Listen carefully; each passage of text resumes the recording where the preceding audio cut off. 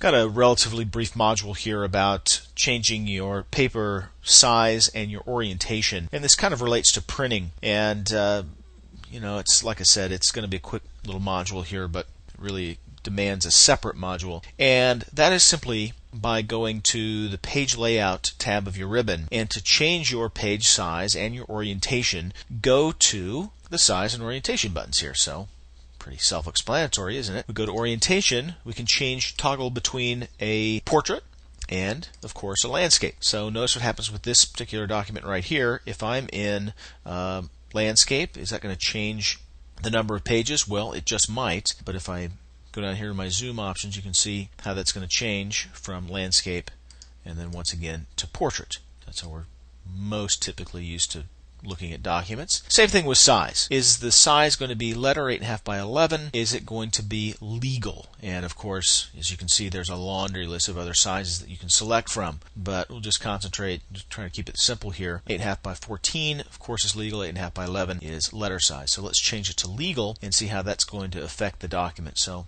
in portrait orientation, this is a 6-page document. If you look down here at our status bar, it's a 6-page document. If I change the size of the paper to 8.5 by 14, of course, we have less pages. So same amount of words, but now the pages are longer. We need less pages to fit this whole document in. Now, when you go to send this to the printer, of course, it makes a big difference that you actually have legal size paper and be able to tell the program, be able to tell Word where that lives, where that paper actually is stored. And the way you can do that is with the size button once again in the page setup. Go to more paper sizes. It brings up a dialog box that looks like this. You can also, by the way, get to that same dialog box by clicking on the little page setup button.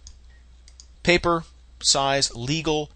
You may or may not see this. It will depend on the printer that you've set up on your operating system, but you may see multiple trays here. And you may want to grab a first page, maybe a cover page from a specific tray, and then other pages come from other trays that maybe not have highest quality of paper. You can apply your selections to the whole document or this point forward. So you don't have to print every page of your document with the same size sheet of paper, although I can't think of too many examples where that would be necessary or desirable.